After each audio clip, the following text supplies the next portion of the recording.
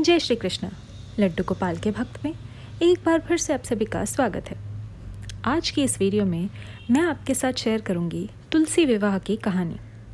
कहते हैं तुलसी विवाह के उपरांत इस कथा को सुनने या पढ़ने से ही तुलसी विवाह करने का पूर्ण फल प्राप्त होता है।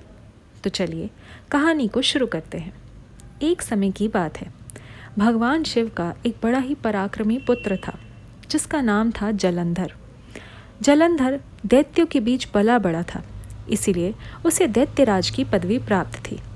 जलंधर बड़ा ही पराक्रमी था और अपनी शक्तियों को बढ़ाने के लिए उसने वृंदा नाम की एक कन्या से विवाह किया था। वृंदा को भगवान विष्णु से एक वरदान प्राप्त था कि जब तक उसका पतिव्रत धर्म रहेगा तब तक उसके पति की मृत्यु नहीं होगी। जलंधर इस सत्य को जानता था, इसीलिए उसने वृंदा से विवाह किया। इसके बाद जलंधर का आतंक बढ़ने लगा। वह देवताओं, मनुष्यों सभी को परेशान करने लगा। इसके बाद सबने भगवान शिव से प्रार्थना करी कि वह जलंधर के साथ युद्ध करें। भगवान शिव का जलंधर के साथ युद्ध शुरू हुआ। युद्ध को कई दिन, कई रातें बीत गई, किंतु युद्ध का कोई परिणाम नहीं निकला। तब सभी देवता मिलकर भगवान विष्णु के पास गए और उनसे हल मांगा। तभी भगवान विष्णु ने अपनी माया से स्वयं को जलंधर के रूप में परिवर्तित कर दिया और वृंदा के पास जाकर उसका पतिव्रत धर्म भंग कर दिया। जैसे ही वृंदा का पतिव्रत धर्म भंग हुआ, वैसे ही जलंधर की मृत्यु हो गई। जब वृंदा को इस बात का पता चला तो उसे बड़ा ही बुरा लगा और अपने साथ हुए छल के कारण उसने भगवान विष्णु को पत्थर का हो जाने का श्राप दिया।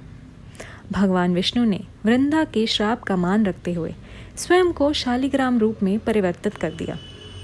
देवताओं ने वृंदा से प्रार्थना की, क्योंकि भगवान विष्णु संसार के पालन करता है, उनके बिना संसार किस प्रकार से चलेगा, इसलिए वृंदा को उसका श्राप वापस लेना ही होगा।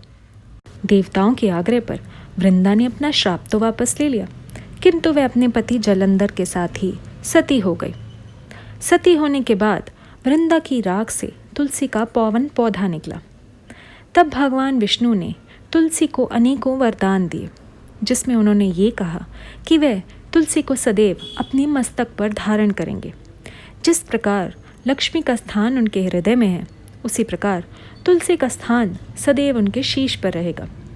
तुलसी के बिना वो कोई भोजन भी ग्रहण नहीं करेंगे और वो इस पल शालिग्राम भगवान का तुलसी से विवाह भी कराएंगे। तो उसके बाद सभी देवताओं ने मिलकर शालिग्राम भगवान का तुलसी जी से विवाह कराया।